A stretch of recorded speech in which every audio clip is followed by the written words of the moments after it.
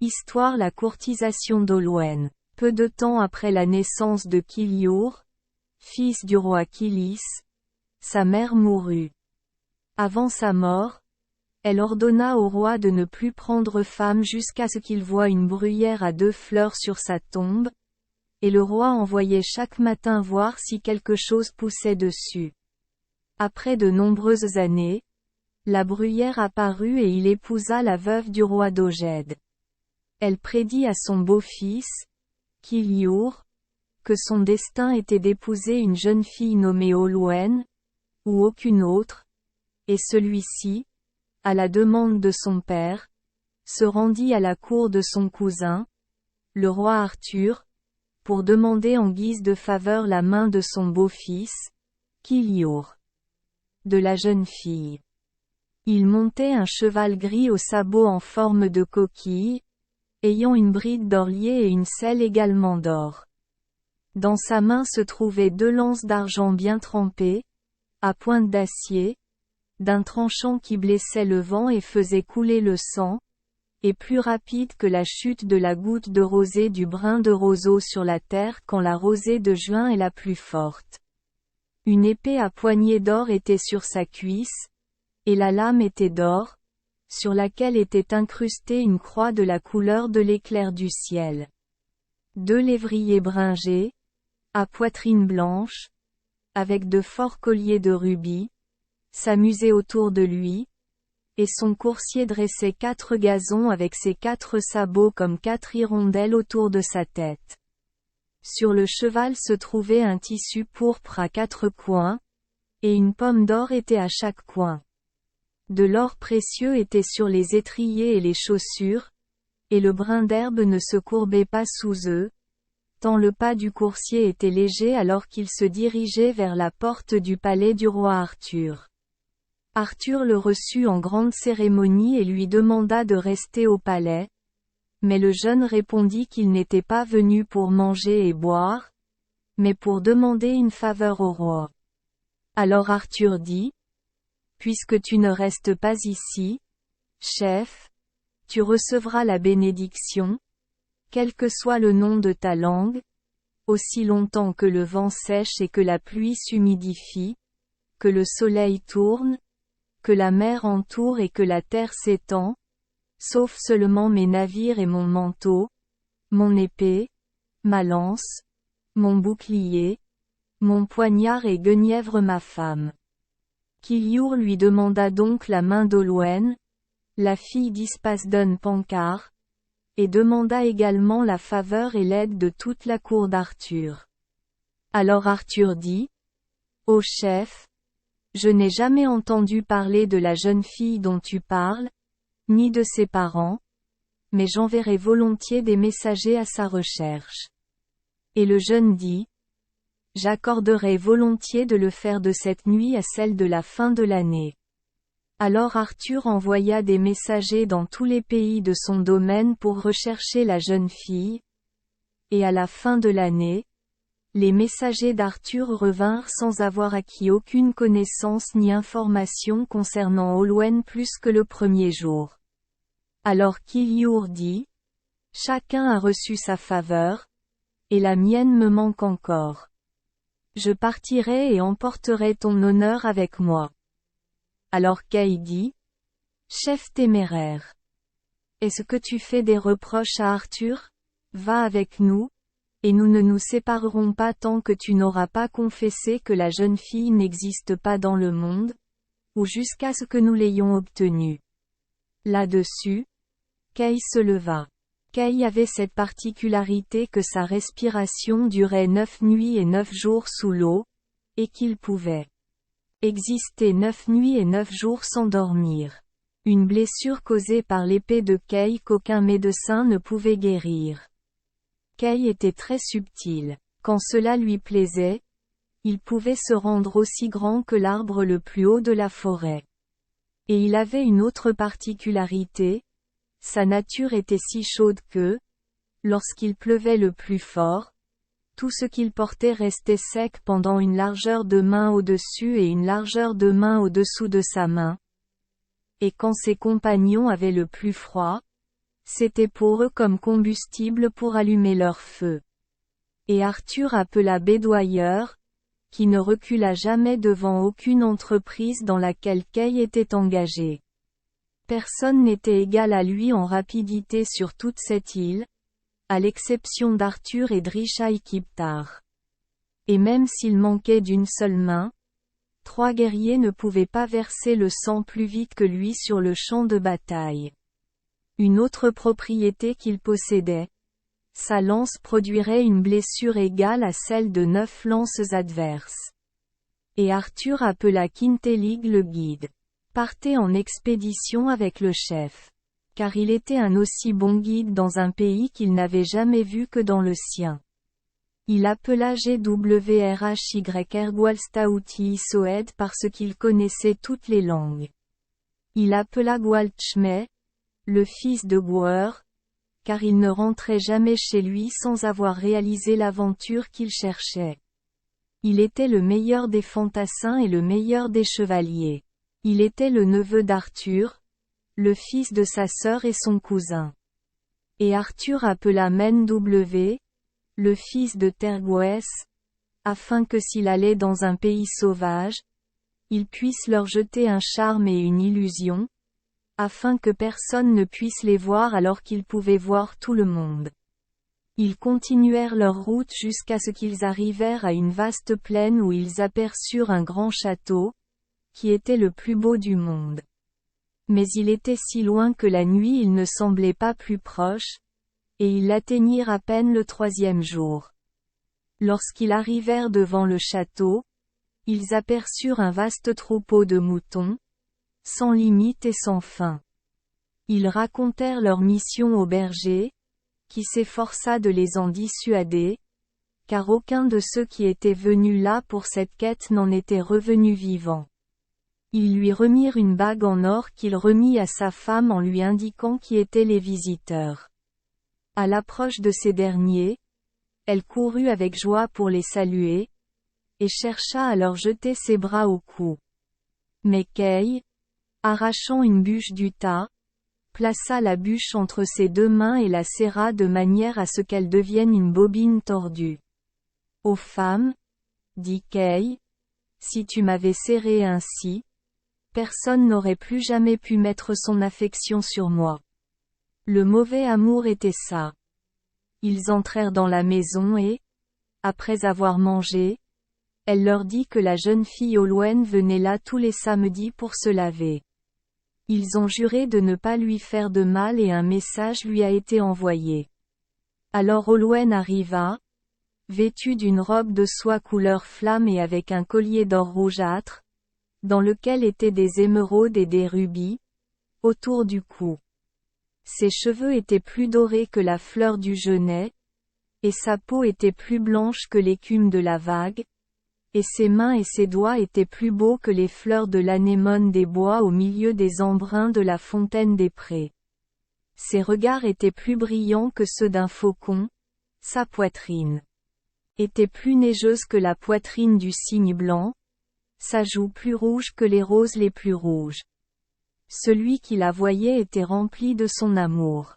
4 trèfles blancs poussaient partout où elle marchait, et c'est pour cette raison qu'on l'appelait Olwen. Alors Kiliour, assis à côté d'elle sur un banc, lui dit son amour, et elle dit qu'il la gagnerait comme épouse s'il accordait tout ce que son père demandait. En conséquence, ils montèrent au château et lui présentèrent leur demande. Levez les fourches sous mes 2 sourcils qui sont tombés sur mes yeux, dit Ispasdon Pankar, afin que je puisse voir la mode de mon gendre. Ils le firent, et il leur promit une réponse le lendemain. Mais alors qu'ils sortaient, Ispasdon saisit l'une des 3 flèches empoisonnées qui se trouvaient à côté de lui et la lança derrière eux. Et Bédoyeur l'attrapa et le rejeta, blessant Ispasdon au genou. Puis il dit, « Un maudit gendre peu aimable, en vérité. Je marcherai toujours plus mal à cause de sa grossièreté. Ce fer empoisonné me fait mal comme la morsure d'un taon. Maudit soit le forgeron qui l'a forgé, et le enclume sur laquelle il a été travaillé. Les chevaliers se reposèrent dans la maison de Custennin le berger, mais le lendemain à l'aube ils retournèrent au château et renouvelèrent leur demande. Yspasden a déclaré qu'il était nécessaire qu'ils consultent les 4 arrière-grands-mères et les 4 arrière-grands-pères d'Olwen. Les chevaliers se retirèrent de nouveau, et tandis qu'ils s'en allaient, il prit la 2e fléchette et la lança après eux. Mais Menw l'attrapa et le rejeta en arrière, perçant la poitrine d'Yspasden avec, de sorte qu'il ressortit au bas de son dos. Maudit gendre peu aimable, en vérité, dit-il, le fer dur me fait mal comme la morsure d'une sangsue de cheval. Maudit soit le foyer où il était chauffé. Désormais, chaque fois que je gravirai une colline, j'ai un souffle court et une douleur dans la poitrine. Le 3e jour, les chevaliers retournèrent au palais et Yspasden prit la 3e fléchette et la leur lança. Mais Kiliour l'attrapa et le lança vigoureusement, et le blessa au globe oculaire, de sorte que la flèche sortit par l'arrière de sa tête. Un maudit gendre peu aimable, en vérité.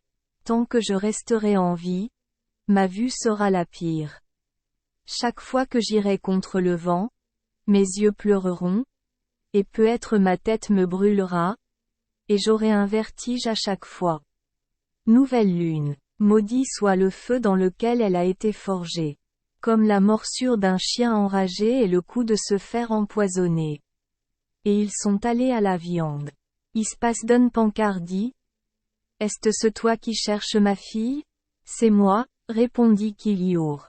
Je dois avoir ton engagement que tu ne feras pas envers moi autrement que ce qui est juste, et quand j'aurai obtenu ce que je nommerai, tu auras ma fille. Je te le promets volontiers, dit Kiliour, nomme ce que tu voudras. Je le ferai, dit-il. Dans le monde entier, il n'y a pas de peigne ni de ciseaux avec lesquels je puisse arranger mes cheveux, à cause de leur rang, à l'exception du peigne et des ciseaux qui sont entre les 2 oreilles de Turchtruy, le fils du prince Tard. Il ne le fera pas. Donne-les de son plein gré, et tu ne pourras pas le contraindre. Il me sera facile de résoudre ce problème, même si tu peux penser que ce ne sera pas facile.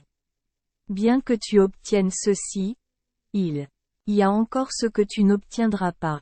Il ne sera pas possible de chasser Turchtruy sans Drudwyn le petit de Gred, le fils d'Eri, et sache que dans le monde entier il n'y a pas un chasseur qui puisse chasser avec ce chien, sauf Mabon, fils de Modron. Il a été enlevé à sa mère à l'âge de 3 nuits, et on ne sait pas où il est maintenant, ni s'il est vivant ou mort. Il me sera facile de résoudre ce problème, même si tu peux penser que ce ne sera pas facile. Bien que tu obtiennes ceci, il y a encore ce que tu n'obtiendras pas. Tu n'obtiendras pas Mabon, car on ne sait pas où il est, à moins que tu ne trouves Edoel, son parent par le sang, le fils d'Er. Car ce serait inutile de le chercher. C'est son cousin. Il me sera facile d'accomplir cela, même si tu penses que ce ne sera pas facile. J'aurai des chevaux et de la chevalerie, et mon seigneur et parent Arthur m'obtiendra toutes ces choses. Et je gagnerai ta fille. Et tu perdras la vie. Allez de l'avant. Et tu ne seras pas à charge de la nourriture ou des vêtements de ma fille pendant que tu chercheras ces choses. Et quand tu auras accompli toutes ces merveilles, tu auras ma fille pour femme. Maintenant, quand ils racontèrent à Arthur comment ils avaient couru, Arthur dit, « Laquelle de ces merveilles vaut-il mieux que nous cherchions en premier? Il vaudrait mieux, dirent-ils, chercher Mabon, fils de Modron. Et il ne sera trouvé que si nous trouvons d'abord Edoel, fils d'Er, son parent. » Alors Arthur se leva, et les guerriers des îles de Bretagne avec lui, pour chercher Edoel, et ils continuèrent jusqu'à arriver devant le château de Glivi, où Edoel était emprisonné. Glivi se tenait au sommet de son château et dit: Arthur, qu'attends-tu de moi, puisqu'il ne me reste plus rien dans cette forteresse, et que je n'y éprouve ni joie ni plaisir, ni blé ni avoine? Arthur dit: Je ne suis pas venu ici pour te blesser, mais pour chercher le prisonnier qui est avec toi. Je te donnerai mon prisonnier, même si je n'avais pensé à le livrer à personne, et avec cela tu auras mon soutien et mon aide. Ses partisans dirent alors à Arthur: Seigneur, rentre chez toi, tu ne peux pas partir avec ton hôte à la recherche d'aussi petites aventures que celle-ci. Alors Arthur dit: Ce serait bien pour toi, Gwrhyr de partir dans cette quête, car tu connais toutes les langues et tu connais celles des oiseaux et des bêtes. Va, et Doël, de même avec mes hommes à la recherche de ton cousin. Et quant à toi, Kay et Bédoyeur, j'ai l'espoir que quelle que soit l'aventure que vous recherchez, vous la réaliserez. Réalisez cette aventure pour moi. Ceux-ci avancèrent jusqu'à ce qu'ils arrivèrent à l'Ouzel de Silgraï, et Gwrhyr l'adjura pour l'amour du ciel, en disant: Dis-moi si tu sais quelque chose de Mabon, le fils de Modron, qui a été enlevé à l'âge de 3 nuits entre sa mère et le mur. Et l'Ouzel répondit: Quand je suis arrivé ici, il y avait une enclume de forgeron à cet endroit, et j'étais alors un jeune oiseau, et depuis lors aucun travail n'a été fait dessus, sauf le bec de mon bec tous les soirs, et maintenant il n'en reste plus que la grosseur d'une noix, et pourtant la vengeance du ciel soit sur moi si pendant tout ce temps j'ai jamais entendu parler de l'homme que vous recherchez. Néanmoins, il existe une race d'animaux qui était formée devant moi, et je serai pour eux votre guide. Ils se rendirent donc à l'endroit où se trouvait le cerf de Redinvre. Cerf de Redinvre, voici, nous sommes venus vers toi, une ambassade d'Arthur, car nous n'avons entendu parler d'aucun animal plus âgé que toi. Dis, sais-tu quelque chose de Mabon? Le cerf dit: Quand je suis arrivé ici, il y avait une plaine tout autour de moi, sans aucun arbre, à l'exception d'un jeune chêne, qui a grandi pour devenir un chêne à 100 branches. Et ce chêne a péri depuis, de sorte qu'il ne reste plus rien. Mais je n'en ai que la souche desséchée. Et depuis ce jour jusqu'à présent, je suis ici, et pourtant je n'ai jamais entendu parler de l'homme que vous demandez. Néanmoins, je serai votre guide jusqu'à l'endroit où se trouve un animal qui s'est formé auparavant. Ils se rendirent donc à l'endroit où se trouvait le hibou de Cwm Coluid, pour s'enquérir de lui au sujet de Mabon. Et la chouette dit: Si je savais, je te le dirais. Quand je suis arrivé ici pour la première fois, la large vallée que tu vois était un vallon boisé. Et une race d'hommes est venue et l'a déraciné. Et là a poussé un deuxième bois, et ce bois est le troisième. Mais elles, ne sont-elles pas des souches desséchées? Pourtant pendant tout ce temps, même jusqu'à aujourd'hui, je n'ai jamais entendu parler de l'homme que vous demandez.